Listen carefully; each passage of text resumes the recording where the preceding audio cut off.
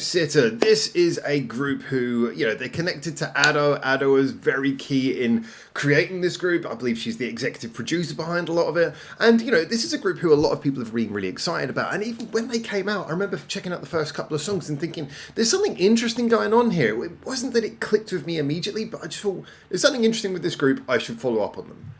And I kind of didn't. So here I am. Actually, I did the reaction to the Ado appearance on the First Take not so long ago when she did Usiwa. And well, at the same time, Phantom Sitter did a First Take, and I didn't check that out. So again, just missing all these opportunities to catch up on Phantom Sitter. So anyway, I thought that's what I'm going to do today. I'm going to catch up with them. But interestingly enough, when I was loading up this most recent single that came out 10 days ago, as you do, I just had a little peruse through the video page to see what I maybe have missed recently. And I saw a lot of videos like this where it's like audition documentary. And a lot of stuff seeming to suggest that the group have been in a little bit of flux. So I opened up and had a little look at the history to see what was going on, try and catch up and see if there's anything I've missed. And the basic feeling I'm getting is that 2025 was a kind of a turbulent time for them. They signed to a label, Universal Music, to Virgin. Virgin's part of Universal Music. And then Hisui, again, I'm not familiar with the individual members, but Hisui was one of the members who apparently left due to health concerns. Hope everything's okay with her. But then they started releasing new music, so it seems like they're being kind of coming and going a little bit, trying to sort of keep on top of things, as often is the case for groups. Anyway, the song we're checking out today is this one, Rose Colored Moon, is the way it translates. And it's saying this was released on January the 30th. It is the 9th of February today. So they released that to basically kickstart what would appear to be their Zepp tour across Japan. Touring across like different Zepp venues. So Zepp kind of like they run a lot of the big venues, not the biggest, but quite a few big venues, quite big kind of hall venues around Japan. So if you're doing a tour of Zepp venues, you're probably doing pretty well for yourselves. But I know that there's a lot of people really interested in this group. So we're going to dive in with that song, Rose Colored Moon. It's the most recent single. So apologies that I've kind of jumped from checking them out when they debuted. And I think it was like maybe their second or third single I checked out as well, and now I'm jumping all the way to the latest single, but hey, maybe we'll get a bit of an interest in seeing how much has changed. Obviously I've been catching up on all the songs I've missed by Ado over the years as well, and deep diving into her album, so I thought it was only kind of apt that at some point I checked out a little bit of their music as well. But as usual, I'll try to separate them from Ado. Obviously the influences have always been clear, well, they were at the beginning, so I'm going to try and judge them on their own value though, and as always, we're going to be honest on this channel, see what we think, give honest opinions, and hopefully have a great conversation in the comments afterwards. So let's dive in. This is Rose Colored Moon by Phantom Sitter. I've got my fingers crossed. Hoping to enjoy this one. Is the sound on? Oh,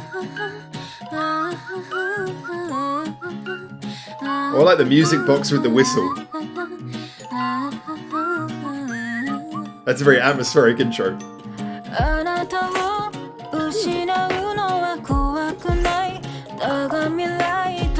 I'm liking the muted second snare.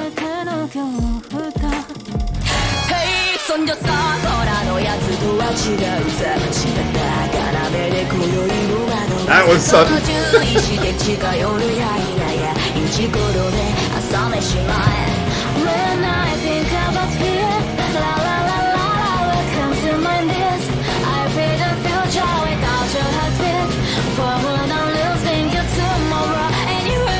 I'm liking how the vocal melody was stretching out there over the beat.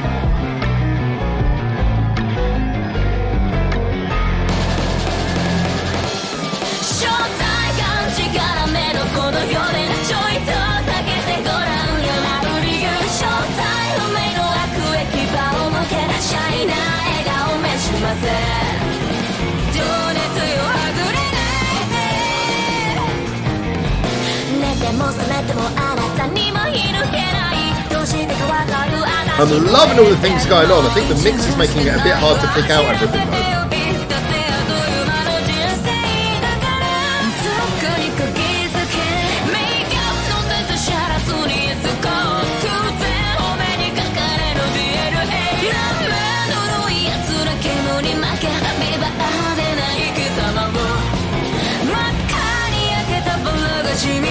That's a great melody.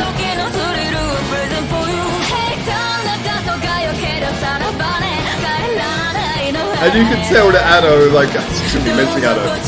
but she's focused on a very vocal heavy group because the vocal performances are so great.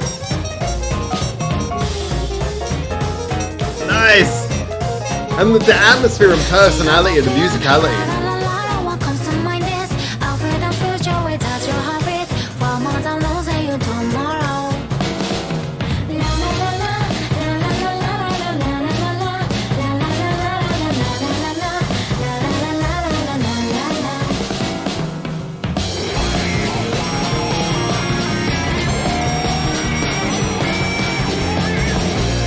I'm loving it, just how all these twists and turns are feeling, like, everything feels so exciting in the song. It feels like every part.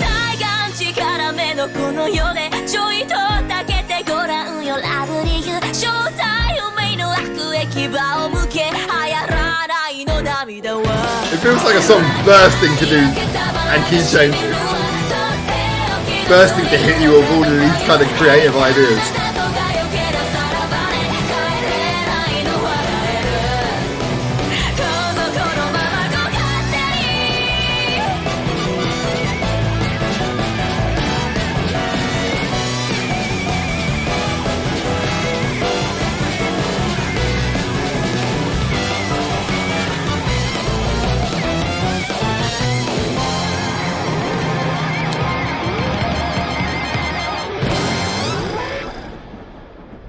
Do you know what? I was umming and ahhing about whether to do this particular reaction. I'm so happy that I did. That was really, really engaging. You know, I always said this, you know, for me, the number one thing above all else, above performance even, but above everything, have a well-written song. Have a song with ideas. Have something that you want to say. And for me, this song, even though it's kind of got a playfully fun, jazzy, kind of almost theatrical vibe, it genuinely feels like a song that is bursting with ideas, which again, is for me, is just like the number one compliment I can give for anything. When I listen to this, you know, I said I wasn't going to do the Ado comparisons, but I feel like I have to jump in one straight away. I mean, Ado has such great songs and such great songwriting, but the weird thing is, and I'm starting to realize, listening to this, and then thinking about the earlier songs I heard by Phantom Sitter that were sometimes you know, a little bit too chaotic and didn't always completely click together. When I think about those songs and I think about this song, I'm kind of thinking it's weird. A lot of the time, you know, I mean, Phantom Sitter's songs seem to be more experimental than Ado's ones, and that's no detriment to Ado. It's just kind of like, it almost feels like this is where the music goes, where it's like, let's do something a little bit more edgy. This is somewhere where we can take a few more risks, do something a little bit more crazy. And that's really cool, because so many times when you think about like you know, big name artists, if they produce another artist or they do have like a side project or something like that they want to get involved in, it's rarely, you know, it's rarely something where they're willing to kind of go, they usually try to make it a success by going down the normal route. But this feels like it's like, well, you know, you like Ado. Well, this is where Ado's going to keep her crazy stuff, where it goes even more to the madness. So yeah, I actually really liked how this, you know, the time signature changes, all that were really cool. Now, as always, we're always really honest on this channel. So I will point out that there was one thing about this that kind of, I think, kind of held it back a little bit, which is that I get that they were trying to do a jazzy drum sound, and actually the drum rhythm is what I really enjoyed, but I had to adjust the sound a little bit halfway through that, because in some of the louder parts of the song, it was kind of hard to, you know, I love songs with time signature changes. So when that kind of thing happens, I love to just sort of feel the flow of it. But it was hard to make out the drum beat at parts, because like the snare was not cutting through the mix at all. So you'd have bits where the song was clearly changing rhythm. You could hear the vocals were changing rhythm, but like everything was kind of mushy in the mix. And I'm trying to like listen to like, wait, are the instruments changing rhythm, or is it just the vocal changing rhythm over the top and the instruments are not? Yeah, I think some of the nuance of the performance was really lost in the louder parts, which is particularly notable because when you had those sort of more the lighter parts where everything just went kind of more bouncy again, suddenly you could hear everything cutting through beautifully. I'm not quite sure what time stamp that would be. So this is where it kind of sounded a bit messy. Now I've heard it, I can kind of make out what the drums are doing, but it's not clear.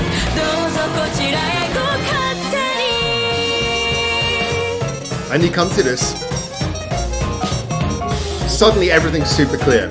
And for me, that is, you know, I don't want to be one of those people who goes on about compression, because I don't think compression is necessarily a bad thing. But for me, this was just an example of where the mixing and the compression just didn't sit well together. And I think, you know, if you're going to have that kind of thing, that's fine, but I feel like a lot of the impact of that was lost by having the drums just kind of lost in the mix, which a bit of a shame for me. I will say though, listening to the because the drum work was really cool. You can kind of make out what the drum is playing, and it's really cool. You've got this beautiful sort of rolling, changing rhythm that isn't quite allowed to breathe properly. I will say though, everything, if you just accept the arrangement as it is, even if it's not 100% clear to make out in those louder points, I really love how it comes in with that kind of, you're getting the like the hat trumpet sound, which we've got here. You've got like sort of big blasts of the brass instruments, everything cutting through. There's a great walking bass line. Again, the drum work, even if you can't always make it out, is doing some really cool things in there. It feels like a song that is very musically active. You know, it's running through all of these time signature changes, even eventually a key change. We get a step up key change towards the end. It feels like a song that is very free and lively and active, which of course kind of to me speaks a lot to what the purpose of Phantom Sitter is supposed to be, which is having a group which is on its surface an idol group. You know, we got like 4, I believe, ladies who are making up an idol group, and you know they're performing as idols, dancing and singing, but the music they're given is quite a bit more experimental than I mean, I've heard so many different idol groups, especially in the Chica Idol scene. There's so many experimental things you see, but I genuinely feel like this, with the stuff this does with time signatures and instrumentation, does take you in a very interesting direction. Moreover, as well, it gives a lot of atmosphere. I mean, straight away when we had that intro, which was just like the whistling and the music box, I was like, this is like so many stereotypical horror movie sounds, like the creepy whistle in the distance or the music box, but it was beautifully played out because they kind of had that coming in with a little bit of an intro melody, just kind of made it very fun. Like you could tell there was this kind of atmosphere was set out very early.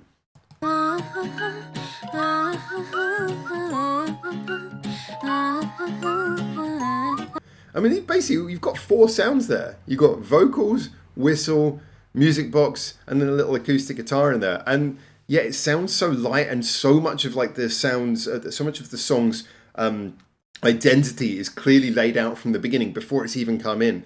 So yeah, for me, this was a really great example of how to do something that has a lot of musical ideas, has a lot that it wants to play around with and experiment with. It's definitely a very good way to have an idol group who stand out and have a bit of their own identity, giving them stuff like this that has atmosphere and a bit of a musical creativity to it that might take you in a different direction from a lot of what other idol groups are doing. I have to say, I haven't even talked about it yet because it's almost a given, but the vocal work is brilliant in this. They really come across as, you know, so many idols who are really great singers, but you don't often get to hear that because they're dancing a lot of the time, and, you know, so it doesn't quite come out, and sometimes the vocal work in larger idol groups is not quite as polished, but here you really get to hear that the vocals have been given time, that they've got into the studio and done really good takes of it, and you've got really great vocalists here, so all of that's great as well. Just for me, I felt like it's a shame because I felt like the mixing is in the EQ was really great, but I feel like just something between, without boring like anyone who's listening to this from a layman perspective, I think if you are used to like the studio stuff, you'll know what I'm saying when I felt like the mixing and the mastering didn't feel like they were done in tandem. It feels like the mixing was done with a very clear idea, and then the mastering was done with a very different idea, and they didn't match. That's kind of how it felt to me. But yeah, sonically, I really liked a lot about it. And it actually makes me more excited to check out more of Phantom Sitter's music. I don't know where exactly to dive in. Since they came back, apparently they had another single. Which one was it? Botbacker. That's with 2 Ks though. Yeah, apparently they had the single Love Hate was on July the 9th in 2025. So I had a couple of singles since coming back with the new member, I believe. So I think I was assuming she's been with them for about a year now from what I was just reading there. So I definitely would be interested to check out more. Let me know. I'm still kind of prioritizing the Ado journey because Ado is obviously an artist who I'm very interested to find out more about her, and she does so much. But yeah, a lot of Ado's music is covers, which I'm not so much going to do sort of reaction videos to covers unless there's a really specific reason. Like there are a couple that I definitely want to talk about, but not specifically something I'm going to spend as much time on, sort of reacting to covers, because I don't think there's as much to really say. I'm not going to waste people's time on a video if I haven't got much to say. But yeah, I might well be interested in picking up Phantom Sitter's journey a little bit more, especially if it's going to be music like this. So great stuff. Anyway, get in the comments, tell me what you think, and until I hopefully see you very soon in Japan for the next one of these. For now, ciao, ciao.